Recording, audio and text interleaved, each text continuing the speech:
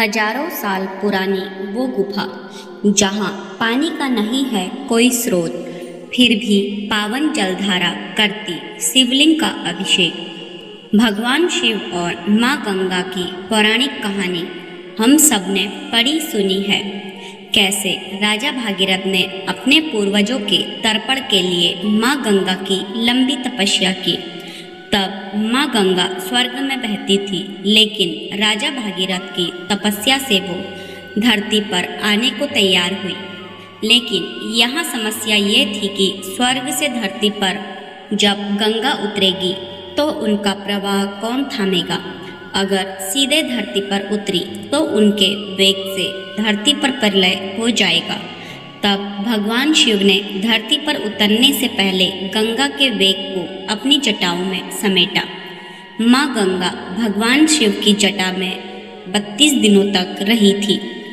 आज हम आपको भगवान शिव और गंगा के ऐसे अद्भुत मिलन के बारे में बताएंगे जिसके बारे में जानकर आपको भी यकीन नहीं होगा।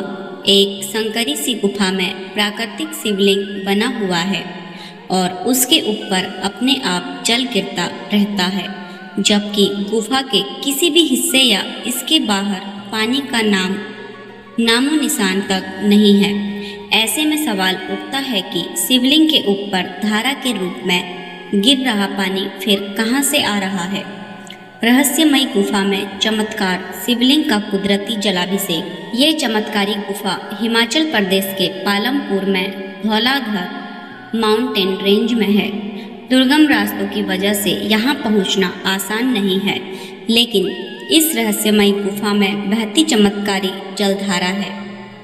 जलधारा की तो वैज्ञानिक शोधों के बाद भी इसका रहस्य सुलझा नहीं। वैसे तो पहाड़ों में इस तरह के जल स्रोत अक्सर मिल जाते हैं जिनमें कहीं से भी जलधारा फूट पड़ती है, लेकिन यहाँ जो जलधारा दिख रही है उसका पानी गंगा जल जैसा है। सवाल है कि हिमाचल के कांगड़ा क्षेत्र में गंगा का ये पानी आखिर कहाँ से आया। कांगड़ा में ब्यास नदी बहती है और पालमपुर के पास न्यूगल नदी है, तो पालमपुर के क्यारवा गांव में गंगा की जलधारा कहाँ से आई।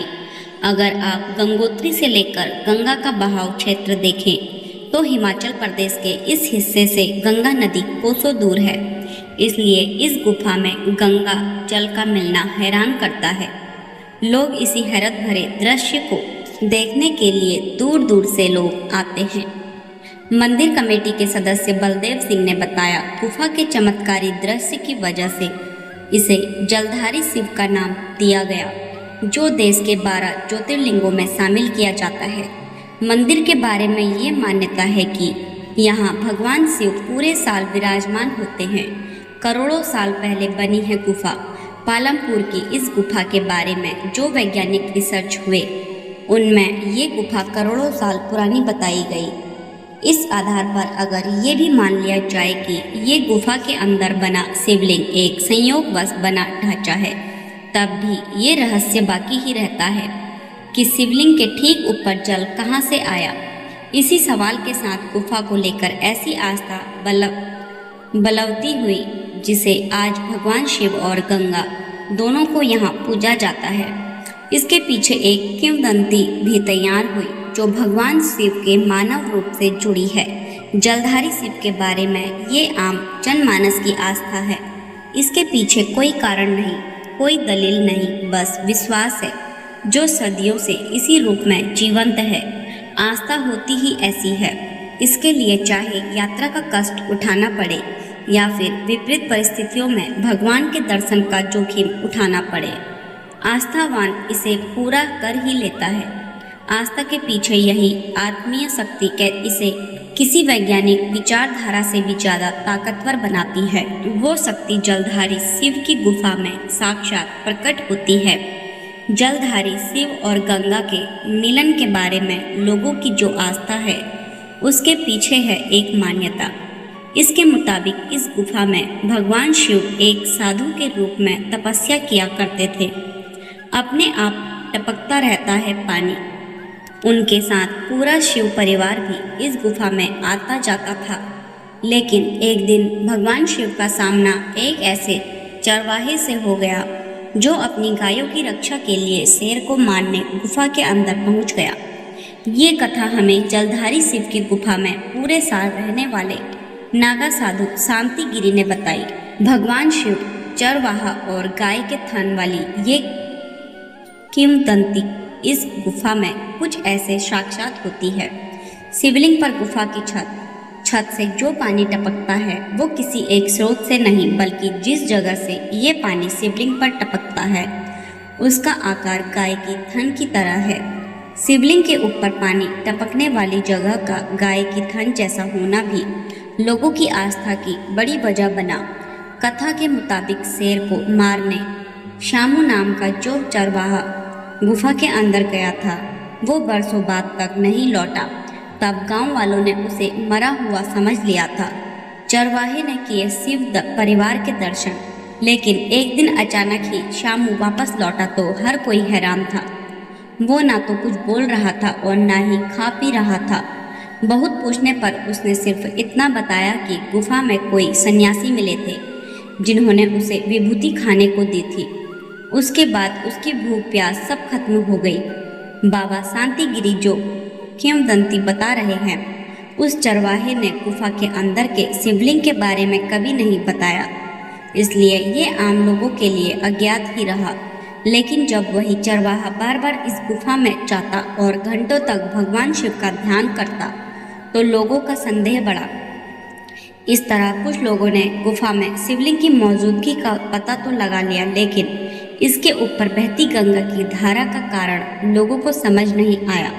लिहाजा ये भी लोगों की आस्था का एक बड़ा पहलू बन गया।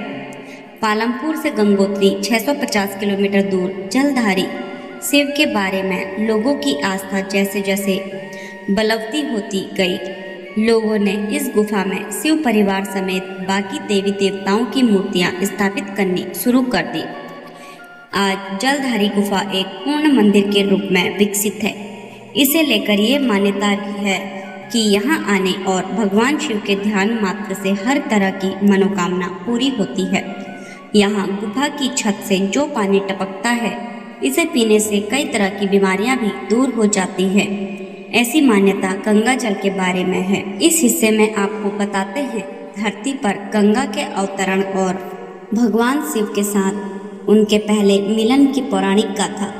जिस पालमपुर की गुफा में गंगा जल से भगवान शिव का प्राकृतिक जलाभिषेक होता है, वहाँ से गंगा के उद्गम स्थल यानी वो जगह जहाँ धरती पर गंगा सबसे पहले प्रकट हुई थी वो जगह गंगोत्री है। पालमपुर से गंगोत्री की दूरी करीब 650 किलोमीटर है। गंगोत्री वो जगह है जहाँ माँ गंगा भागीरथी रूप में बहती है। राजा भागीरथ के प्रयासों से गंगा का हुआ अवतरण। धरती पर उनके अवतरण की पौराणिक मान्यताओं की वजह से गंगोत्री धाम में माँ गंगा की प्रतिमा स्थापित की गई। गंगोत्री धाम इतनी ऊंचाई पर है कि यहाँ दिवाली के बाद बर्फबारी शुरू हो जाती है। पूरे पहाड़ और घाटियाँ बर्फ से ढकनी शुरू हो जाती है। गंगोत्री मंदिर के बगल में बहती भागीरथी नदी भी बर्फ की वजह से जम जाती है। यहाँ पानी की एक बूंद भी कहीं नहीं।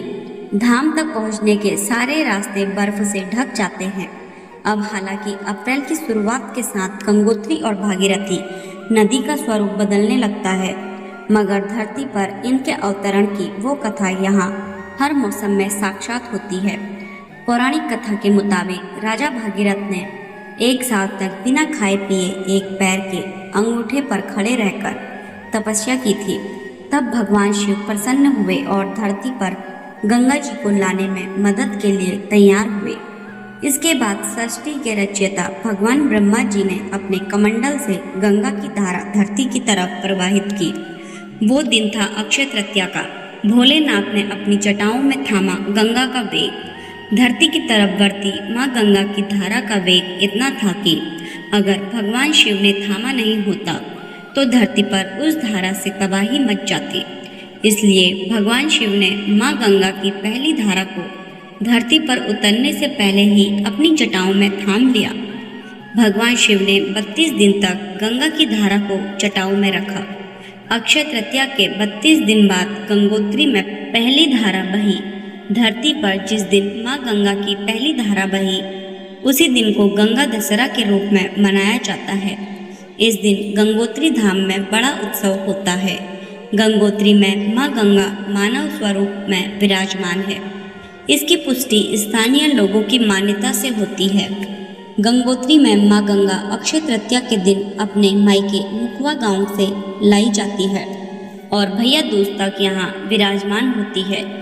भैया दूज पर माँ गंगा की पालकी वापस उनके मायके मुखवा गांव भेज दी जाती है। इस बार साल भी यही प्रक्रिया होगी। अक्षय तृतीया से पहले मुखवा गांव से माँ गंगा की पालकी उठेगी। अक्षय तृतीया से पहले जब माँ गंगा की विदाई होती है मुखवा गांव से, तब यहाँ के लोग बेहद दुखी होते हैं, वैसे ही जैसे बेटी की विदाई के वक्त उसका परिवार होता है।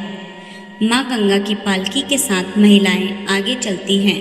उनकी आंखों में आंसू होते हैं, जैसे अपनी बेटी विदा हो रही हो। अगर आपको यह जानकारी अच्छी लगी हो तो कमेंट बॉक्स में हर हर महादेव जरूर लिखें।